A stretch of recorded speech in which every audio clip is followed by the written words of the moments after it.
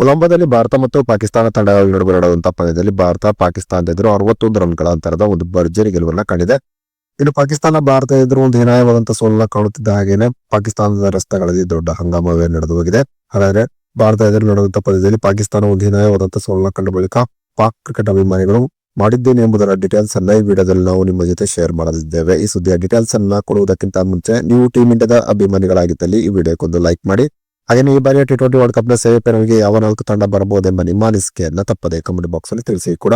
ಕೊಲಂಬೋದಲ್ಲಿ ಭಾರತ ಮತ್ತು ಪಾಕಿಸ್ತಾನ ತಂಡಗಳ ನಡುವಿನ ಪಂದ್ಯದಲ್ಲಿ ಟಾಸ್ ಸೋತು ಮೊದಲು ಬ್ಯಾಟಿಂಗ್ ಇಳಿದಂತ ಭಾರತ ಶೇಟ್ ಕಿಶನ್ ಆಡಿದಂತ ಒಂದು ಆರ್ಭಟದ ಬ್ಯಾಟಿಂಗ್ ಪ್ರದರ್ಶನದಿಂದಾಗಿ ನಿಗದಿತ 20 ಓವರ್ನಲ್ಲಿ 7 ವಿಕೆಟ್ ಅನ್ನು ಕಳೆದುಕೊಂಡು 175 ರನ್ಗಳನ್ನು ಹೊಡೆಯಿತು.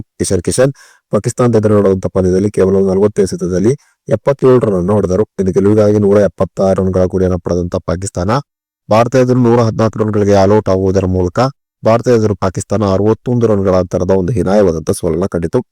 ಪಾಕಿಸ್ತಾನ ಭಾರತ ಎದುರು ಈ ರೀತಿಯಾದಂತಹ ಒಂದು ಹೀನಾಯವಾದಂತಹ ಸೋಲನ್ನ ಕಾಣುತ್ತಿದ್ದಾಗನೇ ಪಾಕಿಸ್ತಾನದ ಕ್ರಿಕೆಟ್ ಅಭಿಮಾನಿಗಳ ಆಕ್ರೋಶದ ಕಟ್ಟೆ ಒಡೆದು ಹೋಯಿತು. ಭಾರತ ಮತ್ತು ಪಾಕಿಸ್ತಾನ ತಂಡಗಳ ನಡುವಿನ ಪಂದ್ಯದಲ್ಲಿ ಪಾಕಿಸ್ತಾನ ಭಾರತ ಎದುರು ಗೆಲುವನ್ನು ಸಾಧಿಸುತ್ತದೆ ಎಂಬ ನಿರೀಕ್ಷೆಯಲ್ಲಿ ಪಾಕಿಸ್ತಾನದ ಕ್ರಿಕೆಟ್ ಅಭಿಮಾನಿಗಳಿದ್ದರು. ಆದರೆ ಪಾಕಿಸ್ತಾನ ಯಾವಾಗ ಭಾರತ ಎದುರು ಒಂದು ಹೀನಾಯವಾದಂತಹ ಸೋಲನ್ನ ಕಂಡಿತು ಆಗ ಪಾಕ್ನ ರಸ್ತೆಗಳಲ್ಲಿ ಪಾಕಿಸ್ತಾನದ ಕ್ರಿಕೆಟ್ ಅಭಿಮಾನಿಗಳು ದೊಡ್ಡ ಹಂಗಾಮವನ್ನೇ ಮಾಡಿಬಿಟ್ಟಿದ್ದಾರೆ.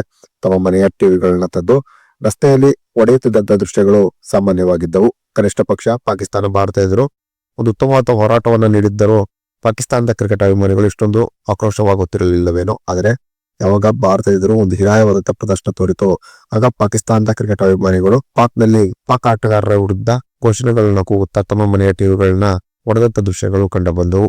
ಇನ್ನು ಪಾಕಿಸ್ತಾನದ ಎದುರು ನಡೆದಂತಹ ಪಂದ್ಯದಲ್ಲಿ ಟೀಮ್ ಇಂಡಿಯಾದ ಪರವಾಗಿ ಇಶಾನ್ ಕಿಶನ್ ತೋರಿದಂತಹ ಒಂದು ಭರ್ಜರಿ ಬ್ಯಾಟಿಂಗ್ ಪ್ರದರ್ಶನದ ಬಗ್ಗೆ ನಿಮ್ಮ ಅನಿಸಿಕೆ ಅಭಿಪ್ರಾಯವನ್ನ ತಪ್ಪದೇ ಕಮೆಂಟ್ ಬಾಕ್ಸ್ ಅಲ್ಲಿ ತಿಳಿಸಿ.